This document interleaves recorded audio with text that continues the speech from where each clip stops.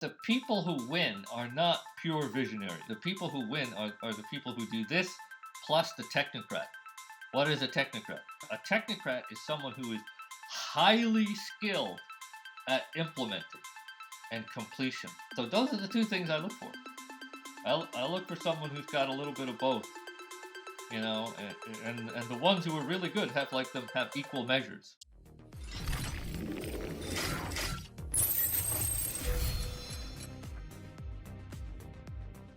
Hey everybody, welcome to the show. Today I have Garnet Heraman. So he's the general partner at Aperture Venture Capital, and he refers to himself as a VC of multicultural mainstream. So I'd like to start with that. Can you tell us what you sort of mean by that statement and what do you hope to achieve with Aperture? Well, thanks for having me, Mark. I appreciate it. Always good to lime and bond with a fellow Trini. Not quite as good as a river lime, but it'll have to do. um, so when we looked around the VC landscape and the startup landscape, and we meaning my fund partner and myself, because it's not a one man show; it's more of a 2-man show.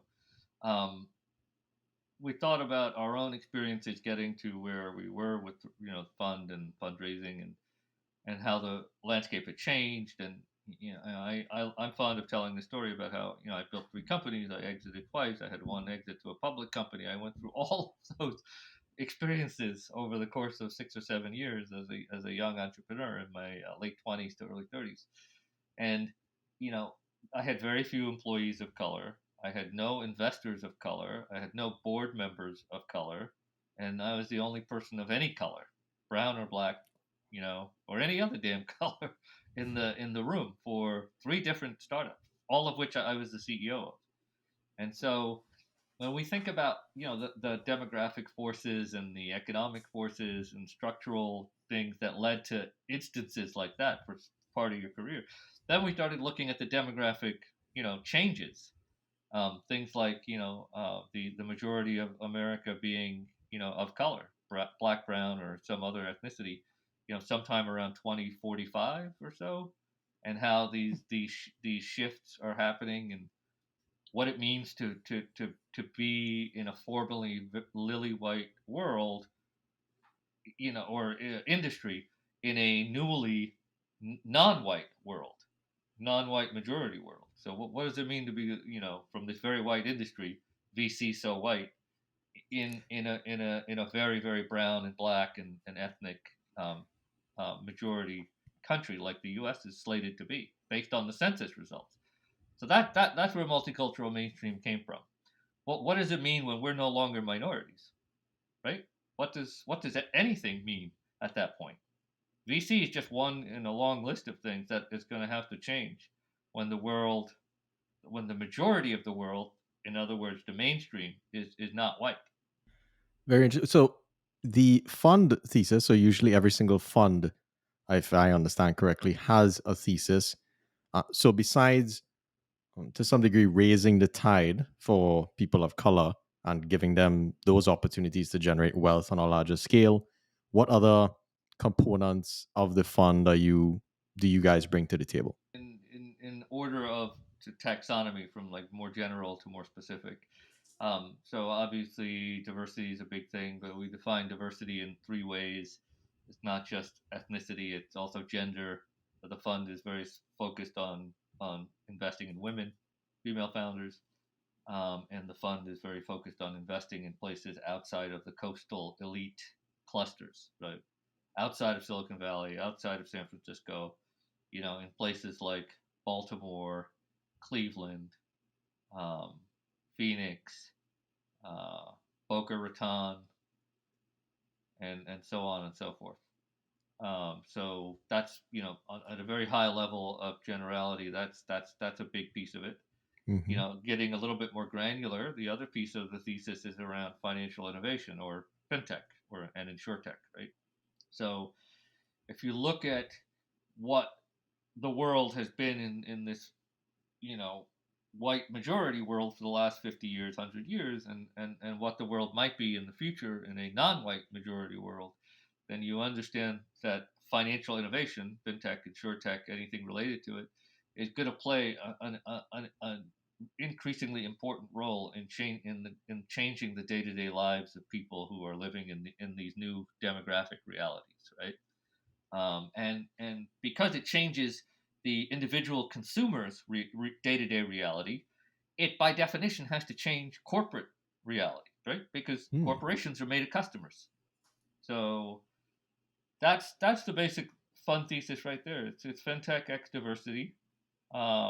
It's a tripartite definition of diversity. Um, we're seed stage, seed plus in some cases, for the majority of the investment. Average check is $1 million. It can be as low as 500K and as high as $1.5 million. And we're looking for a particular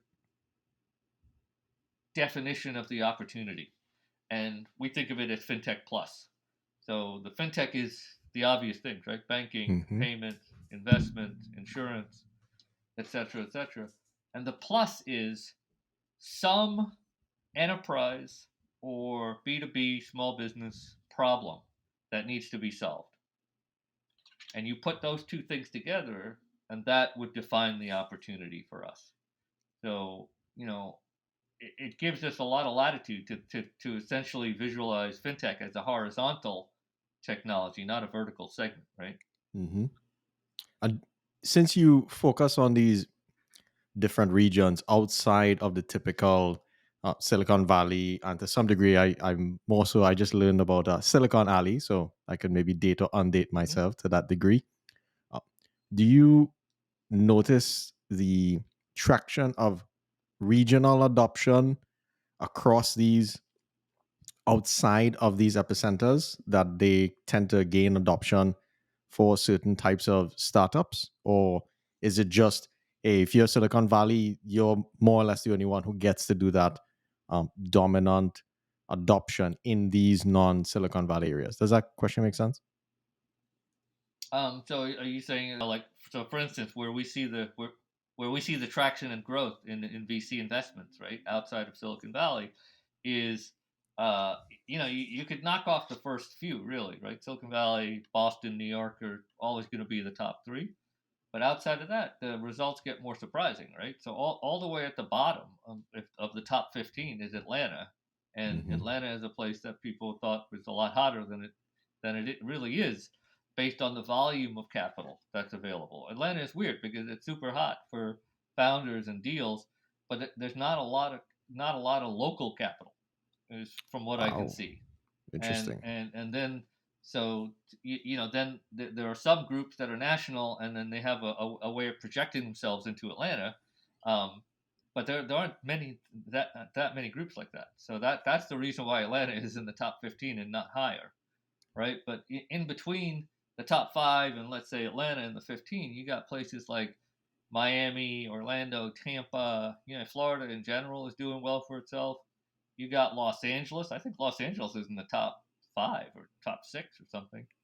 And the Los Angeles ecosystem is big. It's bigger than just Los Angeles. It's Los Angeles, Orange County, Irvine. Here's a little funny thing about Irvine. Irvine has something like 40 or 50 venture-backed fintech companies. Irvine is like a suburb. I Wow. mean, it's not even, you know, it's like Queens compared to Manhattan. I mean, seriously. So there's a lot of activity in Southern California. Um, Obviously, there's like Seattle. There are places like Austin, Dallas, Houston. I just lump them together. But Mm-hmm. those would be the cities that Chicago is up there now. Columbus is up there now. Columbus, Ohio. But if you look at Columbus, then you have to look at Cincinnati, and you have to look at Cleveland as well. You know, Pittsburgh is in there somewhere. Um, so those are the places, and there's a lot of other smaller places, right? I'm thinking about, like, so if that would be like that middle group of like 5 to 15, then there's places like Milwaukee. There's smaller places in Texas like San Antonio. There's like Sacramento, California. There's like, you know, for every company that's in that top 10, that 10 from 5 to 15, there's probably two or three of these like even smaller cities and uh, um, up and coming investment hubs around the country. Buffalo, Rochester. I mean, certain parts of New Hampshire and Vermont. Seriously, I'm not. It's Wilmington, North Carolina. I could go on and on. What? There's a lot of stuff happening. You know. Interesting.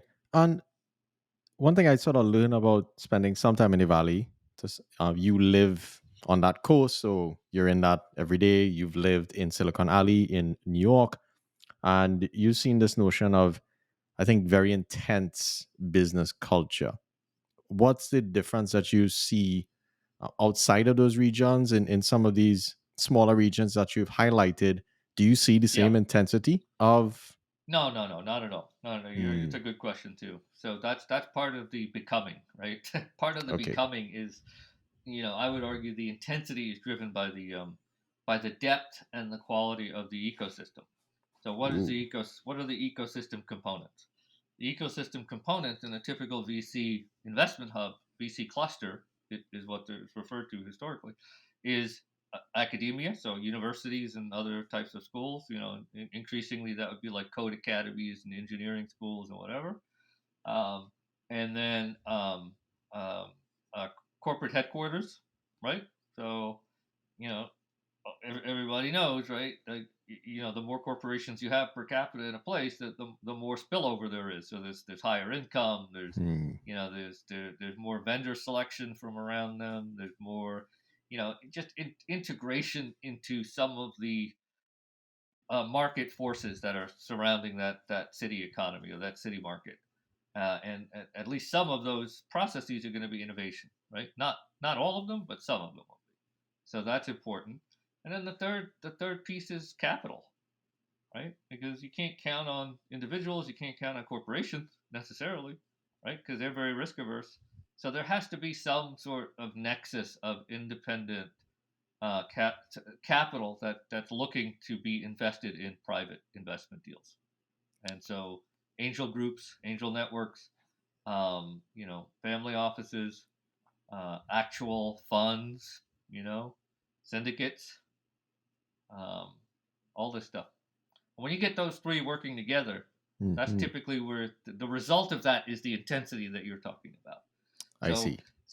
all of these places, from the 10 that are in between 5 and 15, all the way down to Wilmington, North Carolina, that you chuckled at, those things exist, but they exist in different degrees and different quantities, and then maybe the other unknown there is like they're not overly integrated, right? I see. So I'll go back to your favorite one to hate, Wilmington. Wilmington has like it has like a lot of money. It has a fair amount of money in it, and independent investor type money, private investor type money, and then it has one or two like innovation centers kind of thing, right? Um, there's a branch of and it has some academia. There's a branch of the University of North Carolina that's in Wilmington, Right. and there's a couple of like small private colleges. So, but none of those three are in great quantities, and none of the three groups are what I would consider like necessarily like thought leaders, right? They're not pushing the boundaries, right? They're replicating. So maybe some of the intensity is different there than you would see in a place like Miami, right? Or a Hmm. place like Pittsburgh. Pittsburgh is on fire. What? I mean, I know, right? Why? But when you go and you look at what's there in terms of universities and Ah, the money universities. and corporations, there's a lot, and pro sports, and pro sports, Hmm. Yeah, I hadn't. I never really which I guess thought is a corporation, really. So technically, right? Yeah, and it has its own little. yeah, I guess it's not really a sub market. It's a full on. It's a full on market. Okay, so this is making sense from the perspective of. I brought up intensity because I started thinking about that today, and as I reflect on meeting people in the valley and just seeing how the pace that they work at, I just watched an interview about Sam Altman's early story, and there was something very Mm. clear in him in terms of the just raw intensity that he had, and to some degree, how much of that he brought into, let's say, Y Combinator. And that got me thinking a lot about, we do this show for the people at home, meaning how can they sort of start to play on this global stage. And one of the things I sort Hmm. of see missing sometimes when I speak to founders at home is that intensity. But these three factors now that you bring Sure. in are quite enlightening, because I hadn't necessarily thought about them before. Yeah, you're just looking at the absence of them, right? But in order to understand the absence of it, you need to understand what makes it, right? And this is something, being the age that I'm at, I learned from the ground up in New York. New York was not in the late '90s. New York was not a venture capital hub. It was not an investment hub. It was really late to the game. I And see. so the birth of Silicon Alley was the beginning of my career. So Hmm. I've witnessed it, and then what I the real thing that makes me somewhat confident about, like, looking for the factors and that create these outcomes, is watching the city government, from Giuliani's administration to Bloomberg's, kind of systematically taking that playbook and pushing it to different boroughs around the greater, New York metropolitan area. So starting in starting in the Wall Street area right after 9/11, then going out to Brooklyn and going to Red Hook, going to the Brooklyn Navy Yard, going to Sunset Park. Literally, like a military campaign. They kind of went Oh. all around. At this point, just about the only place that hasn't experienced this kind of ecosystem building is, the place that's always been neglected, which is which is Staten Island. So, as Hmm. far as I know, there's not that much happening there. There is some happening, but it's not that much. Good to know. But Queens, Bronx, everywhere, Long Island, everywhere. So, in order to have a thriving startup ecosystem, to some degree, that will, if I wanted to summarize, to match the intensity, and the intensity is important, at least from a pace of innovation perspective, to maximize the capital that's in the region. There is the presence of an academic institution, there's the presence of corporate headquarters. So, at least there's tons of talented people, and there's lots of options. Um, then there's the actual market economy and the capital that exists, both from, I guess, independent investors and institutional investors as well. And the last one is the actual corporation from the government. Good, good synergy Yep. of, to some degree, impossible things as I think about the Caribbean, and to some degree. And I'm always I try to be a little honest as to where our home region is, and where it can sort of get to. Okay. What Yeah, that, what that do would be that would be a fruitful discussion, by the way. That could be, because it's kind of blue ocean opportunity, right? Because it hasn't been done, as far as I can see, with some kind of cooperation between, the government and UE, or, for example, Mhm. and, some independent money, some corporate money. Um, that those folks working together, that could start to move the needle on, certainly quantity of startups, and Yes. hopefully eventually quality and intensity. So you feel that quantity is a precursor to the quality, or you don't, or Oh, do you think like you can get the I don't quality out know. the gate? I No, I was just saying, Okay. I was just inferring that quantity is easier to change than quality. Hmm. That's all. Good point. I don't know if it's a precursor. I have no idea. I haven't thought about it systematically enough. But, you know, if I had to, if it was a binary question, yes or no, I would probably say yes. Okay. So I wanted to hop back into Aperture. So what do founders get by joining Aperture that they might not get anywhere else? And all of this is sort of driving towards something, but so it'll make sense soon. Sure. Okay. So Aperture is special because, not because of the amount of money we have under management, because the amount of money is small. We have 75 under management. But it's much more so about who's in our LP. The LPs are the investors in the fund. So at this point, we have Bank of America, PayPal, Truist, FIS, Progressive Insurance, and two more that I can't name yet because Sure. they haven't closed formally, but another big insurance company and another big utility energy holding company. Hmm. Um, and so what's special about us is that you don't get just financial capital. You also get sort of a lot of operating capital, and operating capital is just those resources that you need to scale a company faster versus slower. So a large enterprise customer, right, could be one of my corporations becomes a customer, Hmm. with via pilot agreements and this sort of stuff. Yes. Sales and distribution support. So even if one of my corporate LPs is not the customer, their customers could be the customer, Hmm. and they have a lot more of them than any startup will ever have, right? So which I think you see this at Nvidia. So Yes. um, and a number of other things. So guidance on support on the R&D front, on the product development front. Um, every corporation in my cohort has um, lots and lots of R&D and product development resources, and targeted to specific areas that they think are strategically important. And so, to the extent that any portfolio company aligns, with them, then they can avail themselves of some of that knowledge or a lot of that knowledge to help differentiate themselves in the startup market, right? So it's I feel like Aperture, to use a boxing metaphor, Aperture punches above its weight because it's Okay. not like it's not like doing business with a couple of guys with a small amount of money. It's like doing business with when we launched Aperture, the corporations in the LP cohort represented about 750 billion in market cap. Wow. So it's really not about us. It's much more about the corporations that have decided to invest in Aperture. Hmm. And one of the reasons why I've spent the first portion of this interview on Aperture is to really try to highlight your your way of taking a different path to a traditional sort of realm of growing wealth and giving other people opportunities, and in addition helping other people to build wealth through companies. So following that, what are the top three things you look for in a company when you invest?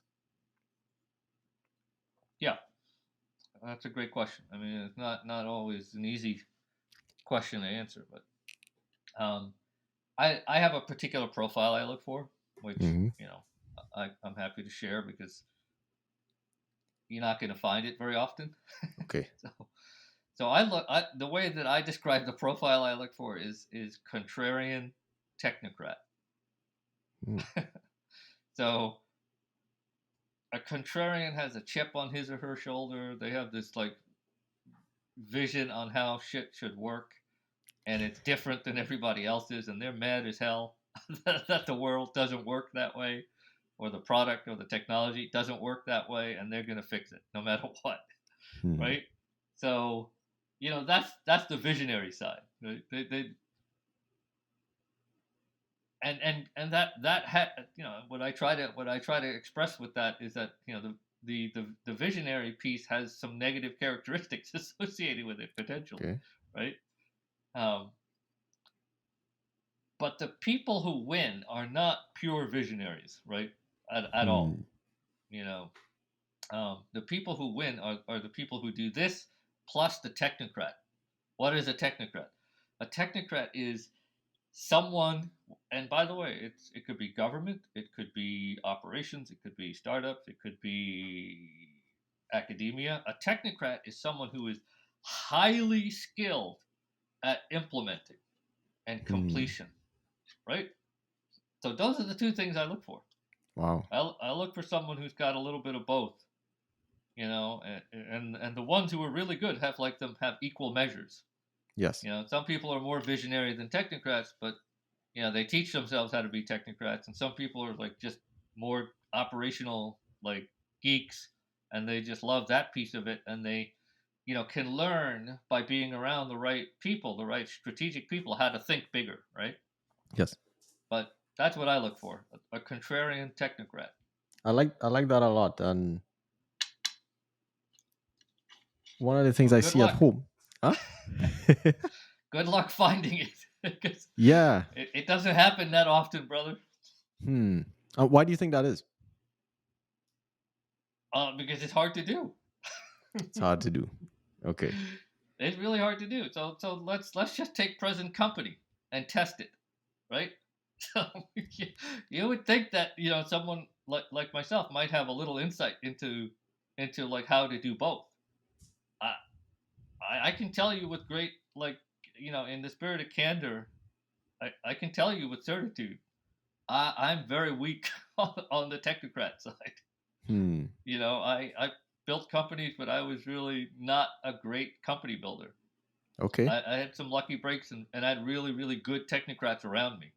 I see. Um, uh, I have a much, I would be much more on the contrarian side. Like very 80-20 probably on contrarian technocrat, not nowhere near 50-50. Um, and maybe have gotten better as I got older, looking for what it is I need from a technocrat, or how to think and talk like a technocrat, whatever. But Mm-hmm. so I mean, I'm telling you, it's not easy. You to think in the spirit of candor, where are you on the spectrum from Hmm. contrarian to technocrat? Are I you are you a blend of both, or are you are you I I'm are I'm you I'm a blend of disproportionate both. on one side? I'm a blend of both. I don't think I have as much of a chip on my shoulder from the perspective of I'm going to try to make this $1 billion company and take a bunch of people along on a ride with me, right? On the And nothing technicals, else will do. That's the thing, right? Nothing else is acceptable to these hmm. people. I guess I probably No, won't. it's we laugh about it, but it's true. Like, they literally can't sleep at night. They can't eat. Mm-hmm. They're not interested in women. They're not interested in men if they're if they're into that. I mean, Hmm. they're just not. They're like out there grinding constantly, Yeah. right? I You think know. I'm definitely on that spectrum, and I've gotten into a lot of trouble when it comes to like relationships. And because for me, like the thought of just laying on a beach and relaxing, I would much rather just I Yeah, can't say it, but that's I just not agree. me. I need to be doing something and working towards something and building Oh, something. okay. So we're opposites. Yeah, you won't find me laying on the I had a good beach. I had a good run. I had a good run though. My first 6 years in the business, 6 or 7 years, I was like, you know, 80 hours a week, and Hmm. I had to be the smartest guy in the room, which I never was, but I had to think I was. Okay. and and I would go to great lengths to make myself think I was. Mm-hmm. But no, One of the things not so that much anymore. I wanted to make sure that people listening, how do you talk to a VC? I think uh that's a weird Succinctly. kind of thing because you just don't meet a VC. Well, at least No, unless you no, live it's a in great Silicon Valley. question. Yeah. It's a really, really insightful question. Succinctly, very Hmm. tersely, because they don't give a shit about you. I mean, I would like to, I'd like to think I'm an exception, but because I pride myself on accessibility, but Mm-hmm. and to a lesser extent on empathy, just based on my personal background and the struggles I had to get where I am. But at the end of the day, they don't give a shit about you as a person, So it's they're in the dialogue for the opportunity for a business relationship and a business transaction. Mm-hmm. And so when you frame it, it tells you that there's a very specific language, syntax, jargon that you should be talking about. The manner of speaking should be very compact and succinct and terse, and it should lay out. It should describe in some way or another. It should describe what you believe to be the win-win. What's good for me, the founder, and what's good for the investor as an investor. Hmm. And I think if you keep those things in mind, most people will do a lot better talking to potential investors. How do you know when an investor basically I come up to you and I I figure out some way to approach you, and I start to pitch you. And how do you know when a VC more or less is tuned out on you? Because I think a lot of people can't recognize that when they're in those conversations. You don't have to recognize it. You just play the odds. 80% of Hmm. the time, they'll be tuned out. Ooh. Ooh. Okay. So you uh, don't need to spend a lot of your gray matter on this one, dude. The vast majority of these people don't listen with intent, right? They don't listen okay. with analysis. They don't do the classic definition of active listening. They don't do it. That's very So intense, and, though, and this right? leads me right back to your first question. This is why you speak succinctly and tersely and compactly and Mm, clinically and stoically and whatever else you want to call it, right? okay. Because they're not looking for the actual the fullness of the communication. They're looking for signals. They're looking for indicators. So you need to get those fucking signal. Sorry, you need to get those signals and indicators into that compact, succinct, terse dialogue. Mm-hmm. Mm-hmm. Okay. Here's something. You just Sorry cursed. about that. No, you're good. No, but here's the thing. And I think there's a veil. There's a game. I guess there's a veil that's put up in terms of business transactions that may happen publicly. But then behind closed doors, when you sit down and talk to people, everybody cussing and I imagine in very high stress situations, this type of language comes out. And at least for me, it's very natural for us in our culture. I think I grew up cursing a lot and I curse a lot. And the reason why I bring this up is how have you how have you seen like cursing affect your career? That's a very weird question. Yeah, no, it's a fine question. Um, so um,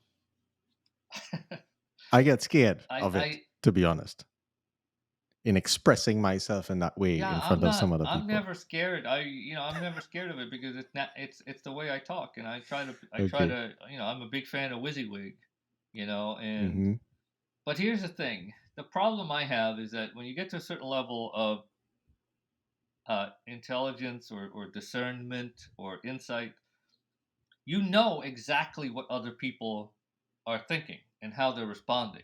And Hmm. so the problem I have with it is that by doing it, it invites prejudicial judgments from certain types of people, or and Mm. in some cases, like a lot of people. Okay. And the essence of business is collaboration, right? So you don't necessarily need or want to want to alienate a lot of people. Mm-hmm. So I I am with people who I think are sophisticated and like They can see your intent. They can uh, see they have that level of experienced, trust. experienced on the one hand, and then I'm going to say this. I know it's not going to make me look good, but or with people who are very low on the like power equality, right? If there's some Sure. people over whom I have a great deal of power and influence, those are the people I curse with, right? Okay. Because Interesting. one set of people are going to understand it and not care, and the other people are, I don't care if they understand it, because Hmm. you know the power distance between me and them is too great, right? Mm-hmm. Mm-hmm. So um, So the corresponding outcome. with people who are like with people who are like my exact peers or people that I need something from, like let's say Aperture is raising money from people, from universities, from corporations, from whatever, from fund to funds. I tend not to cuss over much Okay. with those people. And all kidding aside, this goes right back to academia, right? This goes right back to I'm a really good student. I don't know if that Hmm. correlates into intelligence, but I've always been a really good student. And in academia, I realized that basically I spoke two different. It was at college I realized that I spoke. So in addition to Spanish and Russian, which I did speak by the time I finished college, I realized that I spoke two languages. I speak the language of academia, Mm-hmm. right? Which is essentially the conversational equivalent of expository writing, business writing, right? And then I spoke, playground, like, subway language, Yes. and and coming from the culture that I came, I've been cursing like a sailor since I was 13 years old. So Yeah. I grew up in Aba, so I. yeah, so it was in academia. Like I could see how my professors responded differently to me. Hmm. You want to hear? I'm going to give you a story you haven't heard yet. Okay. Okay. So I early in my career, academic career, right? So I went to Columbia. So this is all about Columbia. Yes. I sort of topped out. So I stopped taking regular undergraduate courses and I started taking graduate and like colloquium and seminars and stuff like this. So as like a sophomore, I think I topped out of the regular courses. What? So when I started doing that, I had a professor in Asian studies who was an old white guy. What a surprise! And he would see me talking to my friends and this kind of stuff, and he knew me. He knew of me indirectly as this like kid who was like cursing and talking about shit and whatever. And every now and then in class, I would say something, reasonably intelligent, and then fuck it up by cursing. And he accused me of plagiarism. Ooh. This is a very Whoa. serious thing at an Ivy League school, right? Mm-hmm. Some and I don't know what the relationship is between like his thought process of me as a guy who like cursed all the time and this, but he at the end of the semester he accused me of plagiarism, and then he said your punishment is that you can't take the written exam. If you want to pass this course, we're going to give you an oral exam. This is a sophomore, right? Whoa. And I'm reading the world's like biggest, literature and Asian American history and all this kind of history and art and culture, literature, and these are the great books of Asia, right?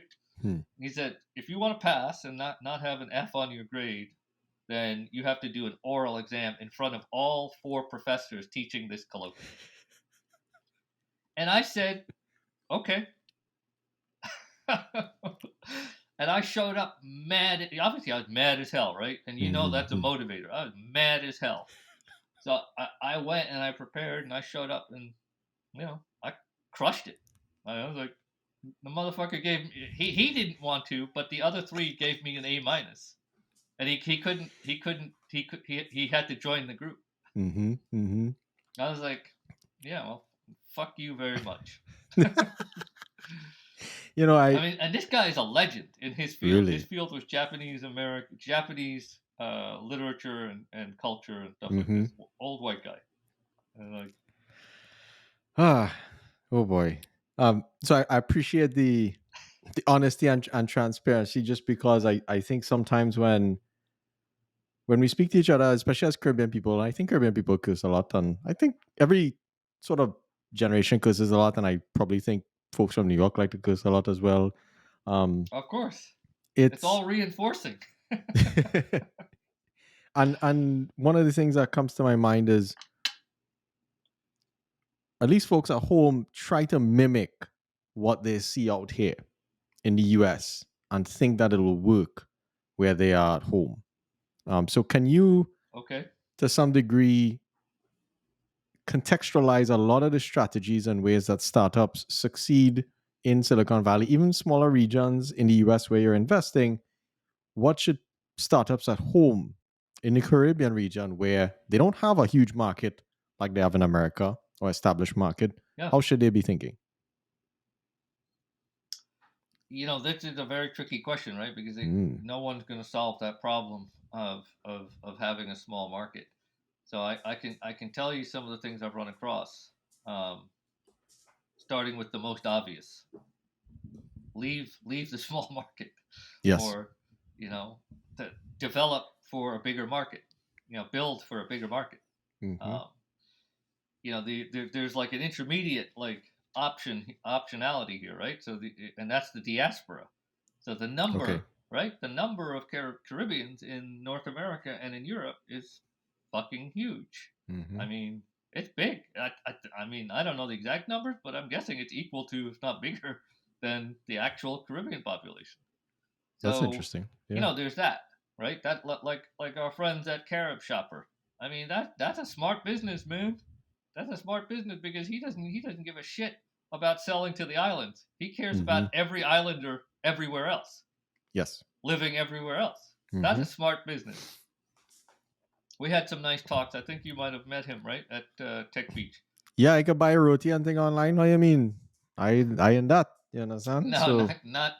I don't know that it extends to prepared food, but it like every nobody man had Birdie's roti or by every Matuke's the man or had every roti. Matuke's product you ever wanted, every Angostura product, every like traditional brand, Mm-hmm. like prepared or durable consumer good you ever wanted is on his website, man. Yes. So, and then a whole bunch of other things, right? Like artisanal stuff and apparel and whatever. So look, either I think Caribbeans need to stop thinking of themselves as like woe is me and this kind of stuff about the small Mm. market, and there's no solution to the small market in my humble opinion. I'll get back to like that in a minute, but there are plenty of other places like this. Belgium, um, you know, Poland. When you get a successful Belgian entrepreneur or Polish entrepreneur, one of the reasons they were successful is that they built something that was globally, needed. Yes. It wasn't about Poland. Nobody Mm-hmm. gives a shit, right? It wasn't about Belgium.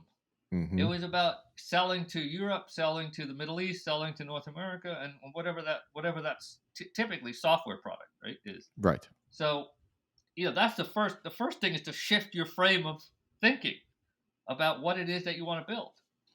Um, a second strategy that I think could work in different areas is look at the diaspora. What does the diaspora want around the world? That's maybe like a bridge to thinking globally, right?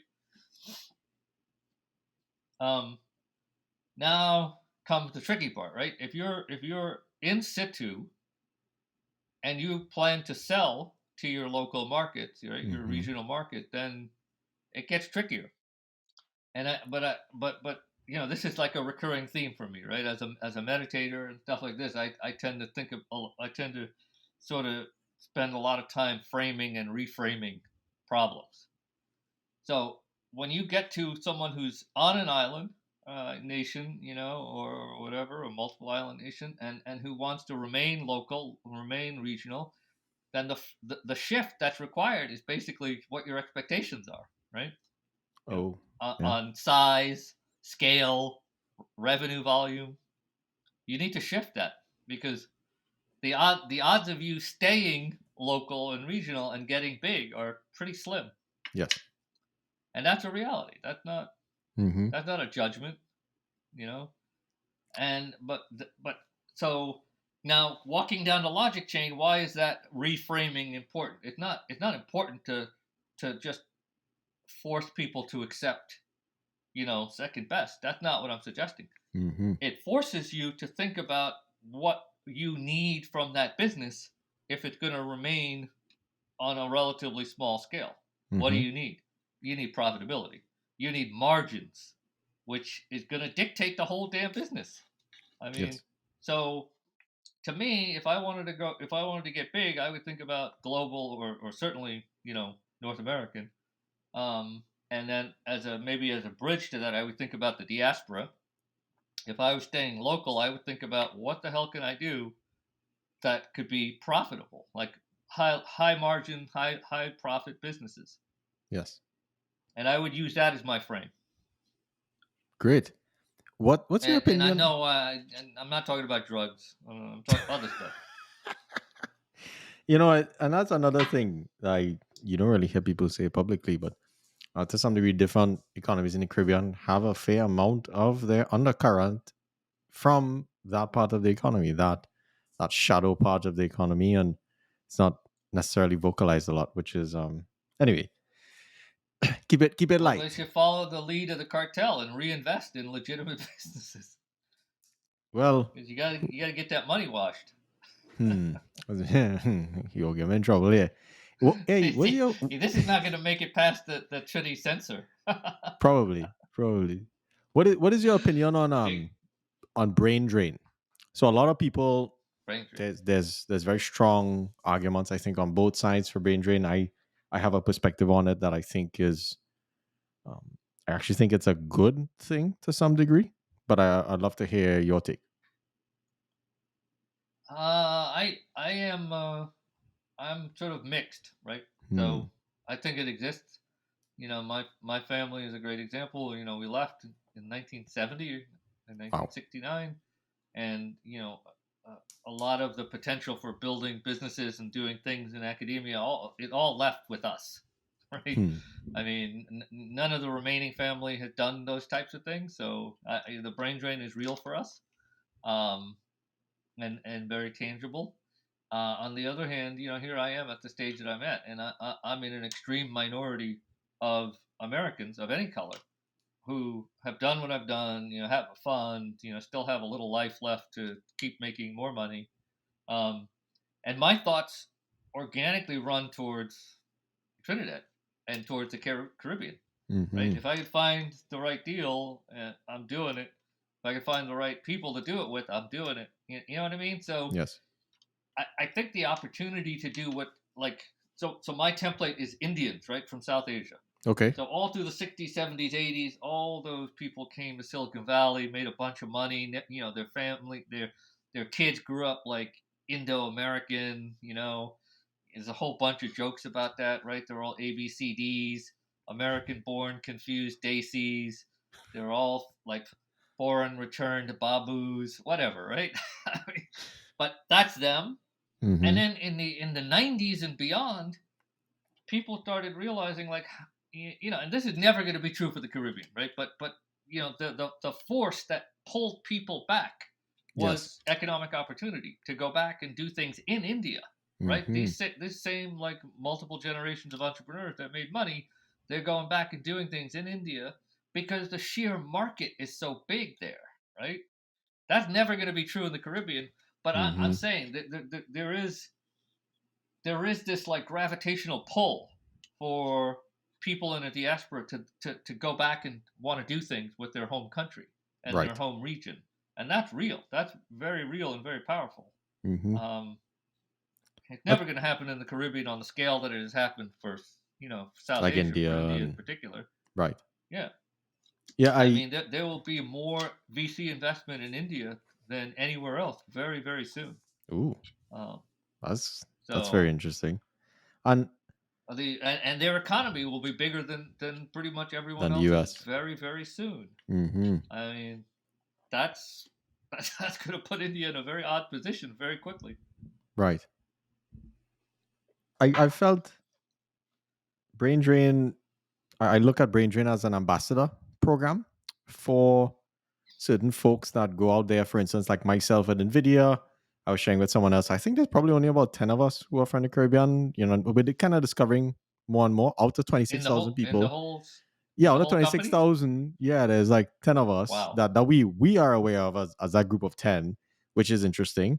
And I hadn't really realized how small the Caribbean region was. I was like, shit, we're like nothing compared to, when I look at, Population wise, it's small, man. yeah, when I look at India. So, and I've always had this yearning, like going back home was never an option for me in my mind, just because I knew there was not a market for me to express my skills to reach a certain level. But That's now right. that I'm here, I'm fortunate enough to work in the top AI company in the world. I get to see sort of state of the art in AI, and I feel a very strong calling to let people at home know, hey, the game is different out there, and it's not just the game that you're seeing at home and in your local neighborhood. So I appreciate you sort of articulating some of that. I know I read through one of your interviews, but I looked at one of your interviews, and you spoke about trust. Okay, and your this may be old in terms of when you did that interview, and your mentor told you that trust everyone but cut the cards, and I wanted to ask you what Yep. that meant. Yeah. It means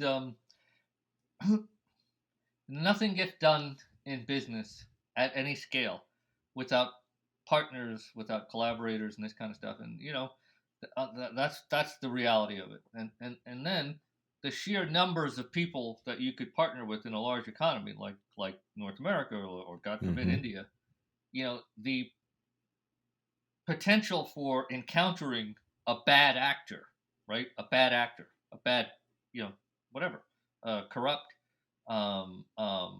duplicitous, felonious, whatever. The bigger the economy, the bigger the potential because there's just more people.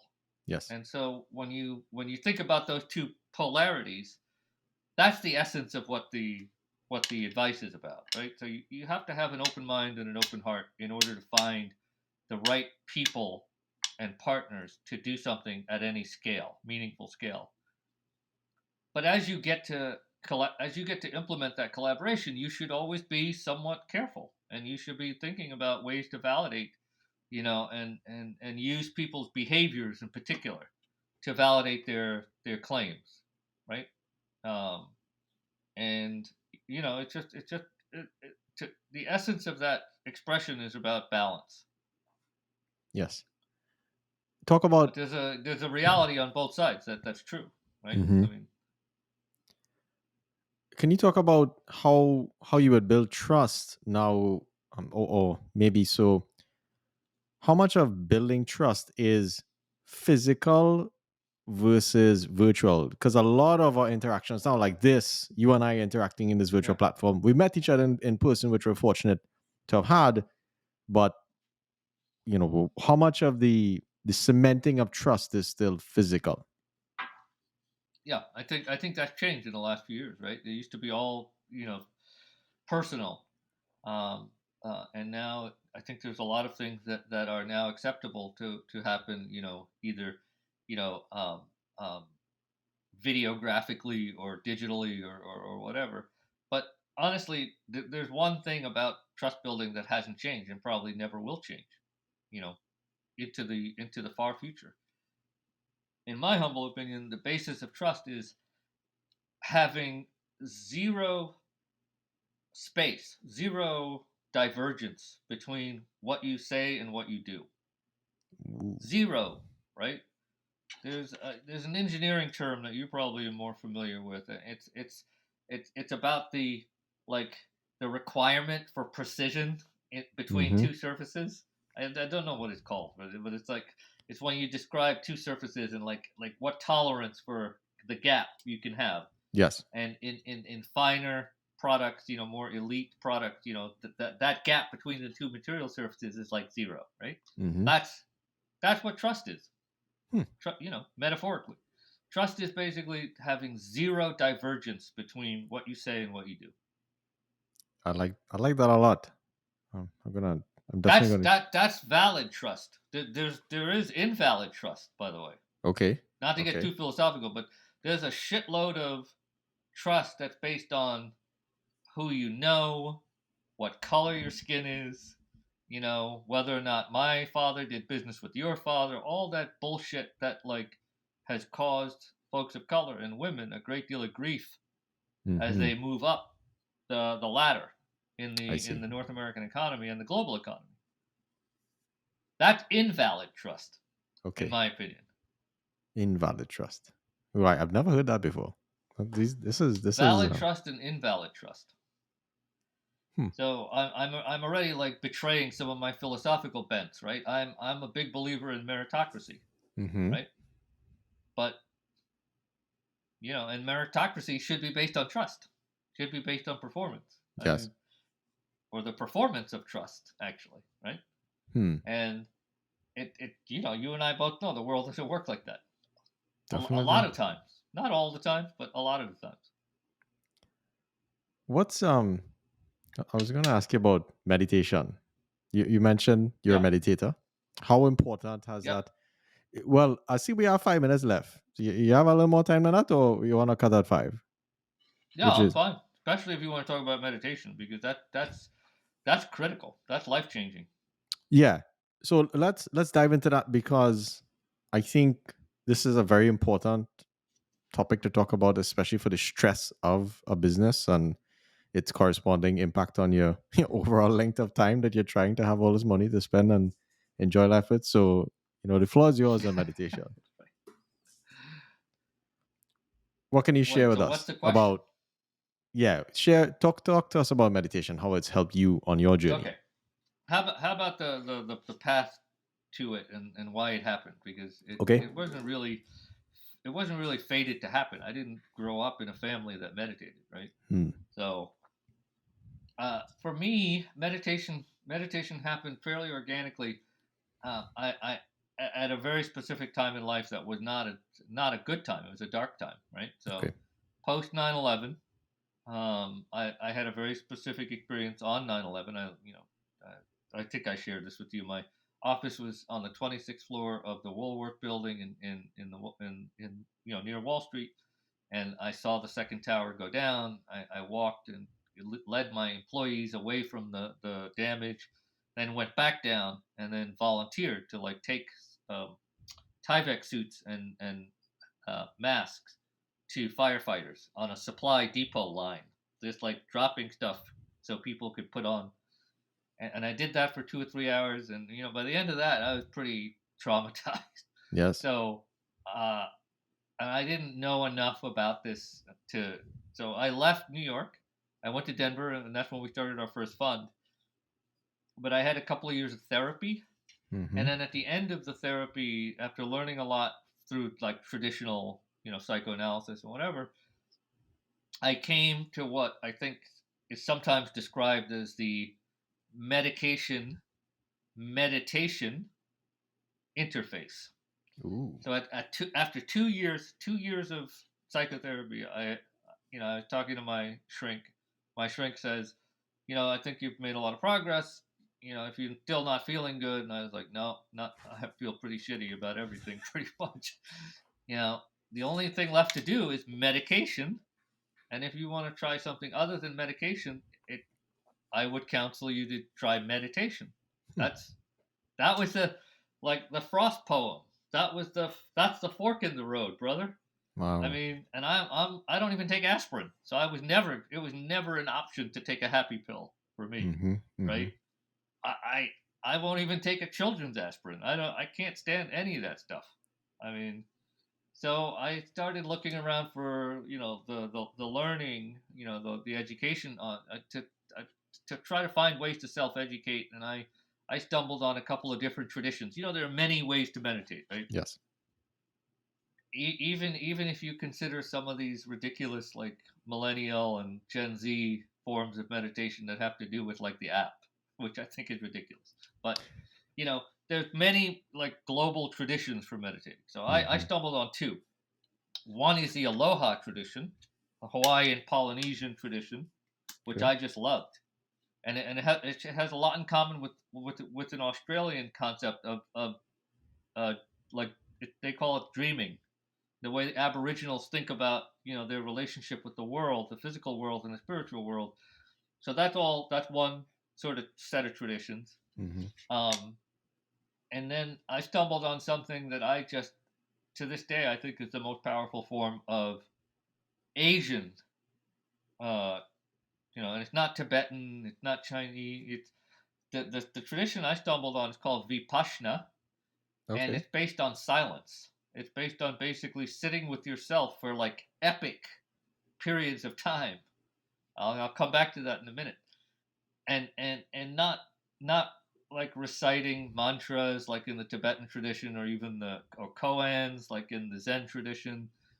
It's based on sitting with yourself and listening to the I don't know, man, the murkiness that percolates up from within you. Hmm. All the shit that goes through your head and your heart. And some and when you let that clear itself out, it's like water in a tap, right? It runs brown in the beginning and then eventually it gets clear. So when you get to the Mm. point where it's percolating up clear, that's where the insight starts to happen. Okay. But it requires a lot of self-discipline to sit and be silent for long periods of time. 1 second. Yep. So those two things together. So I was talking about the time commitment. When I started meditating, I was pretty depressed. I was still borderline PTSD. The business, the current business was not doing well at that moment. I was alienated because I had left New York and went to Denver, and so excuse me. Bless you. A lot of things all at once. So when I started, I would say for the first year, my average daily meditation was somewhere like 3 to 4 hours, and not nonstop for the whole year. And then it What? started to taper off. Wow. That's a lot of meditation, That's a lot. and that's like Dalai Lama level meditation. I mean, the Dalai Mm-hmm. Lama meditates for 2 hours a day, right? Okay. So it was a very pivotal moment in life. And what came out of it was a lot of clarity and a lot of insight and a lot of um, fear reduction, um, you know, uh, a lot of hopefulness, a lot of Mm-hmm. optimism. So, you know, it's I would counsel everyone who wants to live a better life. It doesn't even have to be a longer life, a better life. Yes. In any walk of life, startups for sure, entrepreneurship for sure. Hmm. To at least try it. I mean, We, you and I have had some discussions on introversion and extroversion. And yep, I think one of the silent things I have concerns that I don't necessarily share. Well, I guess now I'm sharing it, but I'm worried about the quote unquote introverts at home, or the people who align more to that side of the spectrum where it's not constantly talking to people, who are at home and who are even more so the young folks, and I think even more so the young women who are in families that are not necessarily as aware as to what's happening in the world and to how fast technology is shifting now with all this AI stuff, how much things will get automated. What advice do you have someone who does not align with the traditional, who does not align more on the extra? I'm trying not to like say extroverts and introverts, but who aligns more on the extroverted side of the spectrum, where I think a lot of success that we see, and I'm reading that book Quiet, that thing has been blowing my mind in terms of how much yeah. of the world is framed from an extrovert's point of view, and how much of success is like people just talking like me, um, or just me talking in general. But what advice do you have for folks at home who are not super extroverted to be successful? Um. Well, one is know your history better, right? And which is to really understand the role of quiet and introversion in the sort of publicized versions of success, right? The Hmm. traditional descriptions of success. Because I think when you take a lot of examples and you look behind the scenes, you start to see there's either the person, him or herself, is somewhat introverted anyway, or there's someone who played a pivotal role in that person's life who is introverted in the traditional Wow. definition. So, Okay. I think if you go and you look at your history and you start to really understand how it plays out, you'll see that introversion is not one. It's not a monolithic structure, right? There's it's a spectrum that you play on. Mm-hmm. um I would argue it's a kind of a tool that you can leverage. When you get sophisticated enough, you can leverage it, right, in order to do bigger things, versus being a victim of it, right? It's not something that you're victimized by. That I think comes from really looking around and trying to understand the world through a lens other than the traditional big man, big woman in history, like kind of journalistic historical perspective, which is bullshit. And I'm a historian, and I think it's bullshit. Okay. I mean, there's a lot. And then I think part of the way to do that is maybe going back to. It's interesting that you asked these two questions in sequence, and maybe you did it on purpose. I believe that introversion, can be leveraged as a tool. The more you meditate.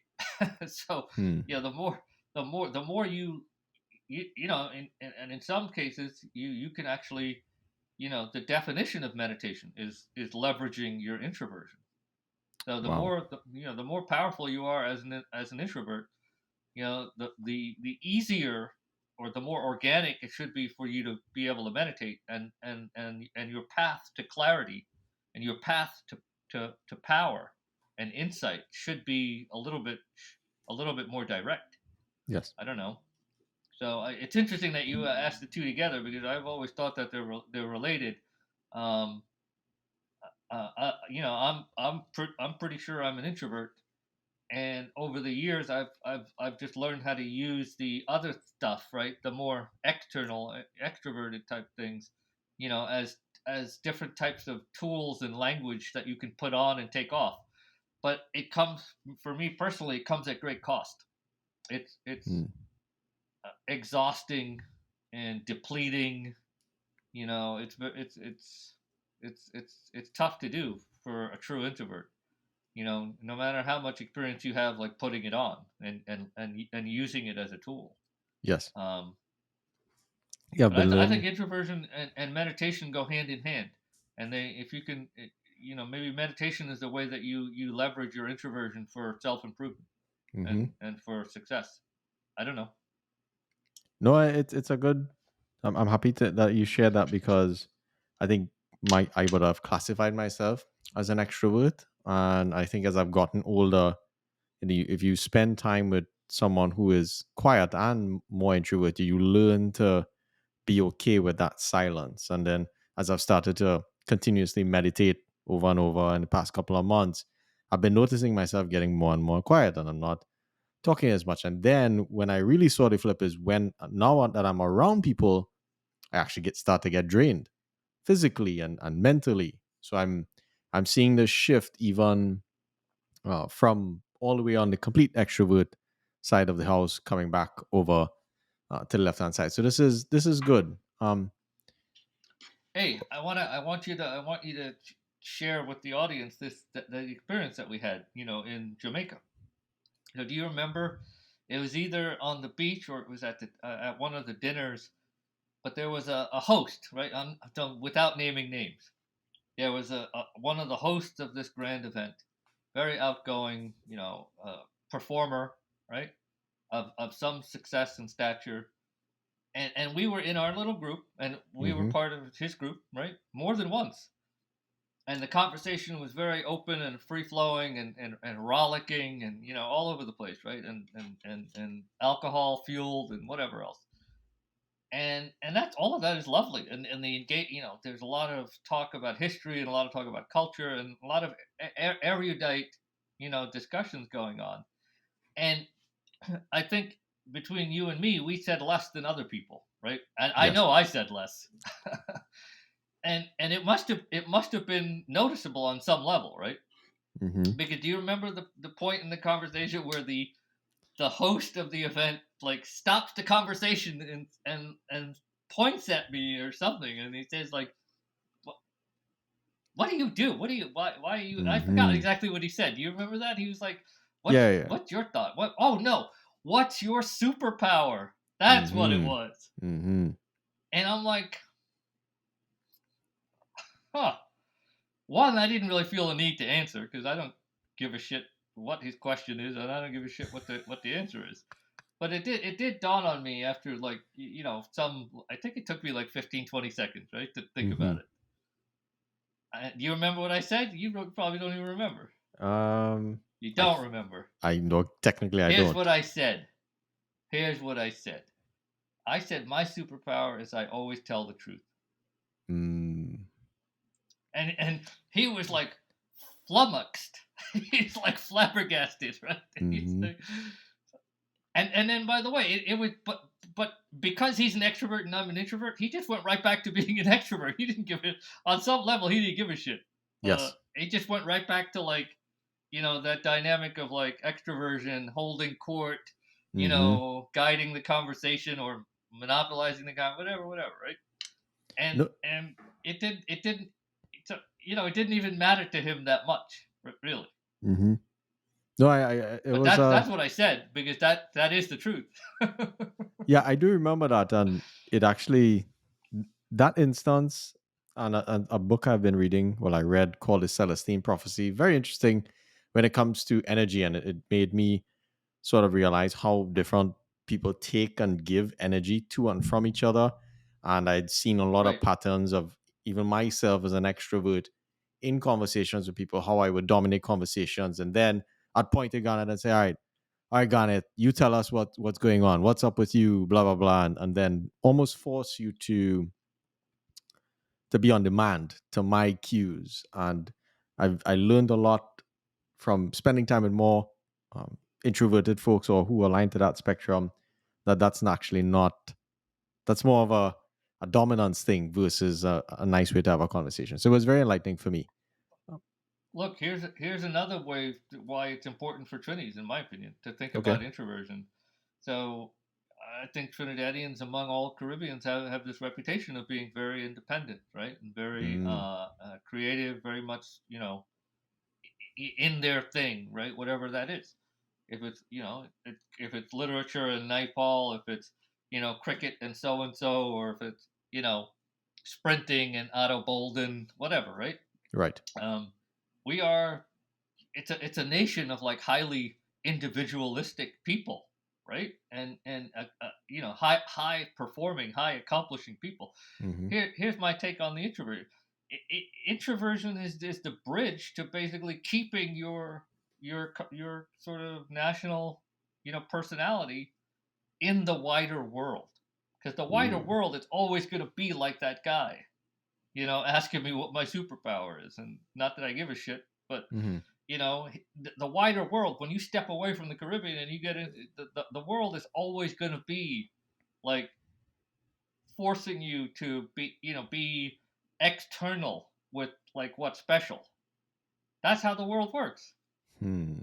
And I think if you really understand how introversion works, it can be a way to be comfortable with your cultural, national personality and individuality in the face of all of this other stuff that's happening in the outside world. Hmm. So there's my other Oh, take on introversion. that's heavy. So you're home. You're always at home, essentially, if you align a little more to Well, that. once you're comfortable with your introversion, correct, you're Hmm. always home, and you always bring home with you. You always bring the power and the stability and the foundation of home with you. Yes. Okay. Doesn't matter what the ringleader says. Hmm. No, this is that's powerful. So I have a couple quick questions for you, and we'll end.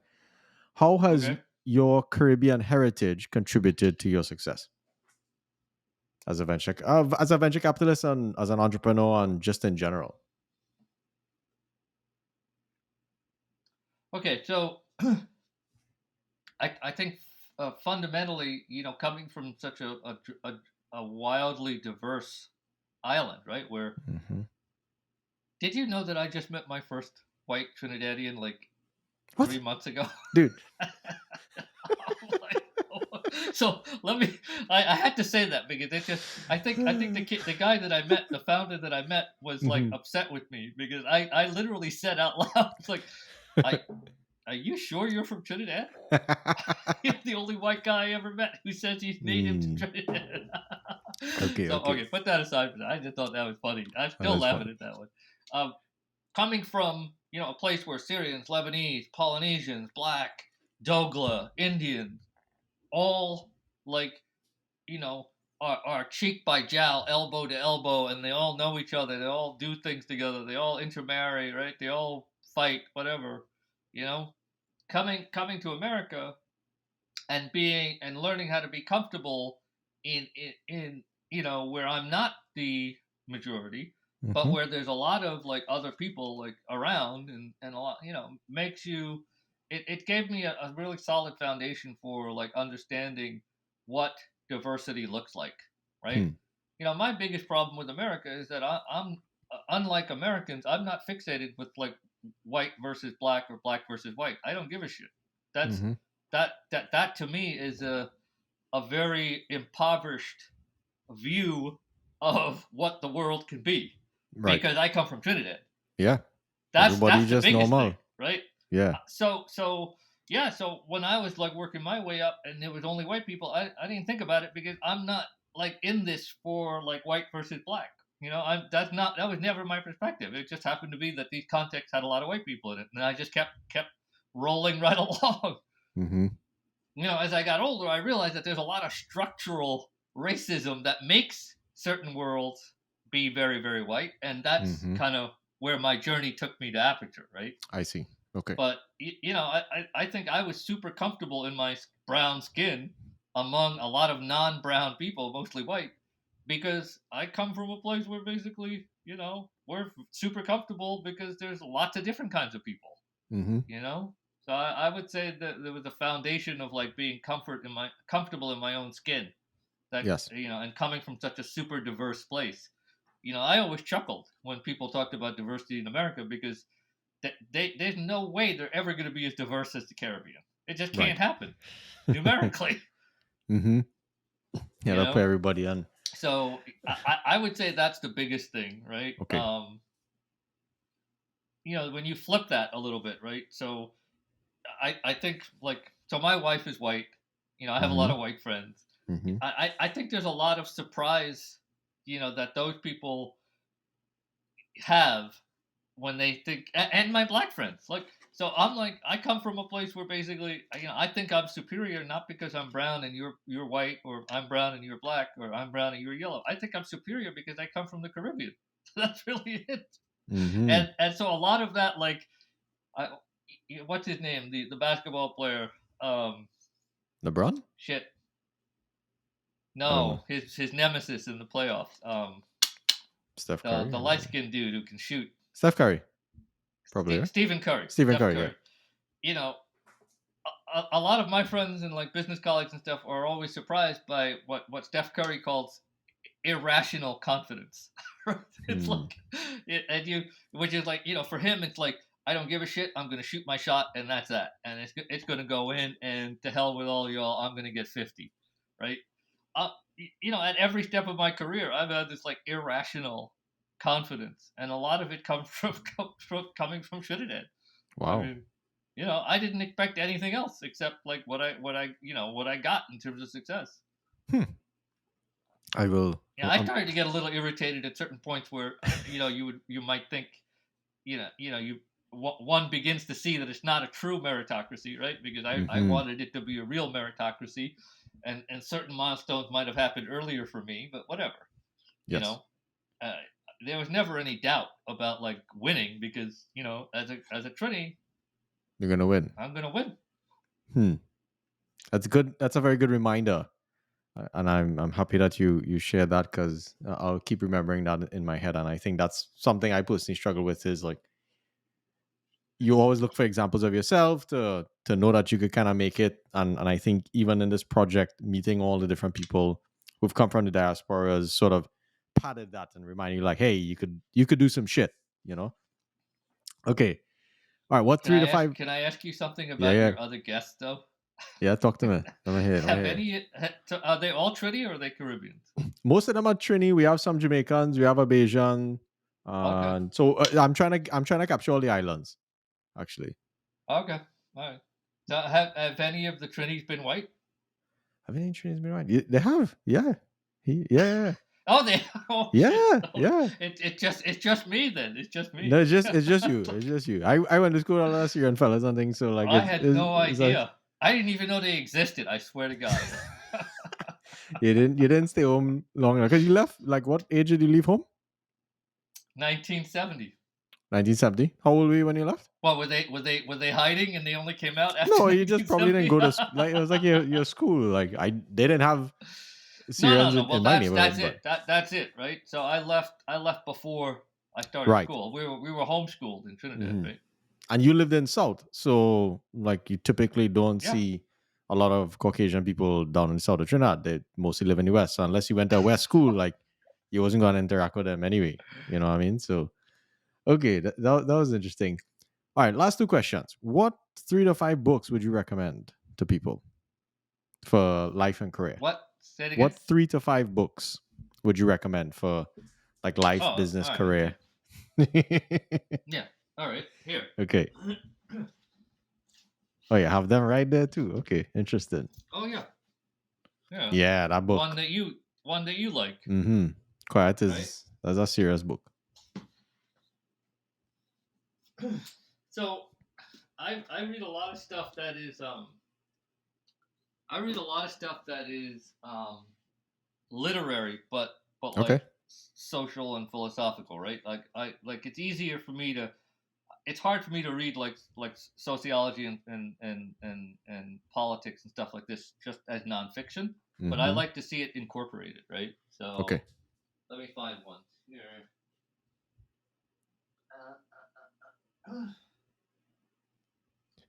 Here we go. I'm also a big fan of children's books, by the What? way. Okay. That's interesting. Here's two children's books that I would What? counsel everyone to Children's read. books? Oh hell I yes! There we really? go. Okay. How to behave and why? Okay. All right. I'm somewhat taking you And seriously. this is a classic. Every kid must The read story this. of Ferdinand. I don't think I've read that before. I've never heard of that. Yeah. All right. There you go. That's three. Uh, You one more. trying to think what else I have around here. That's interesting that you said Quiet was like your I guess that was your closest book. Okay. Yeah. I read it fairly recently. I read it like a Mm-hmm. couple months ago. So, Yep.